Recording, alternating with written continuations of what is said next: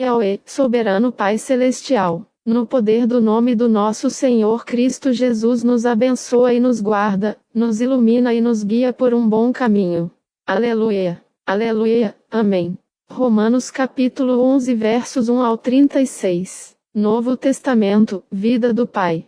Digo então, Deus repudiou o seu povo? De jeito nenhum, pois eu também sou israelita da descendência de Abraão, da tribo de Benjamim. Deus não repudiou o seu povo, a quem de antemão conheceu. Ou você não sabe o que as Escrituras dizem sobre Elias, que conversava com Deus sobre Israel, dizendo: Senhor, mataram os seus profetas. Eles derrubaram os seus altares. Só eu sobrei, e eles exigem a minha vida? Mas, qual é a resposta divina dada a ele? Reservei para mim 7.000 homens que não dobraram o joelho para Baal. 1 Reis 19 verso 10, 14 e 18. Da mesma forma, então, neste momento presente, também existe um remanescente, ou seja, aqueles que foram escolhidos pela graça. Mas se é pela graça, já não é pelas obras. Caso contrário, a graça já não é graça. E então?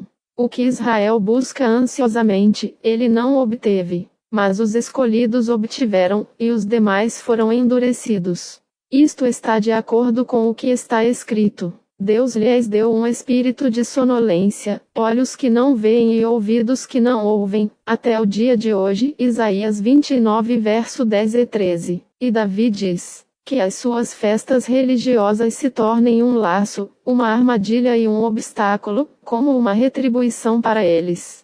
Que os seus olhos sejam obscurecidos para que eles não vejam e que tenham as costas constantemente curvadas em servidão. Salmos 69 versos 22 ao 23. Eu digo então, eles tropeçaram a fim de que caíssem sem chance de se recuperar? De jeito nenhum. Mas por meio de erros deles, a salvação chegou aos gentios, para provocar-lhes ciúmes. Agora, se o erro deles resultou em riqueza para o mundo e a sua perda em abundância para os gentios, quanto mais a sua plenitude produziria?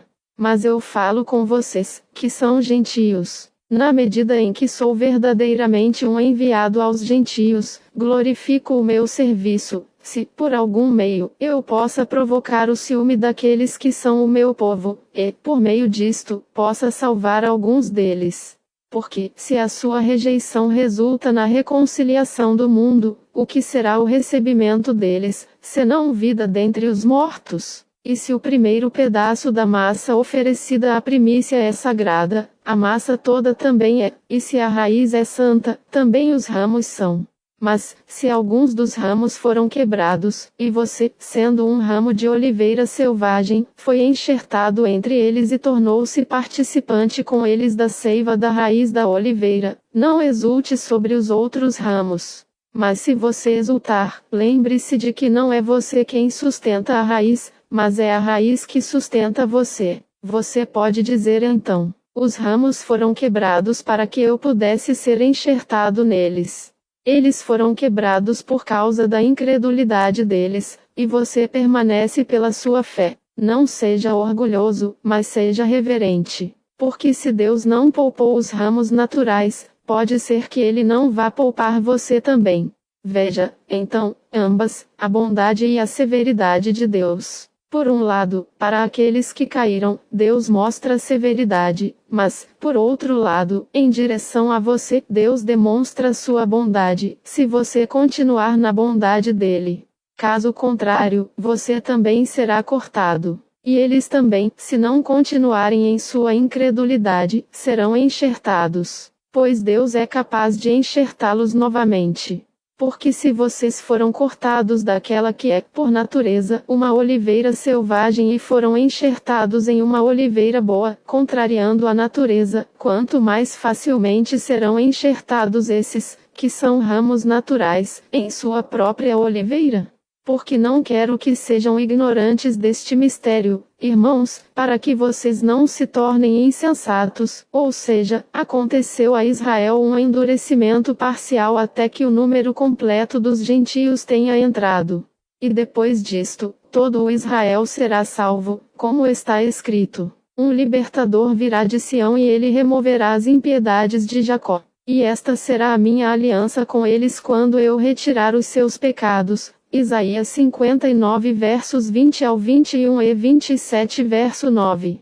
Por um lado, com respeito às boas notícias, são inimigos por sua causa, mas, por outro lado, no que diz respeito a serem escolhidos, eles são amados por causa dos patriarcas, pois as dádivas e a vocação de Deus são irrevogáveis.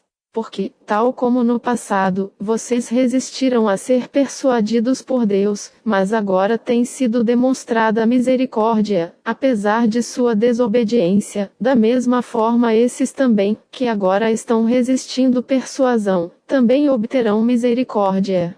Pois Deus encerrou todos na desobediência, para que ele pudesse ter misericórdia de todos. Oh, quão profunda é a riqueza contida em ambas na sabedoria e no conhecimento de Deus!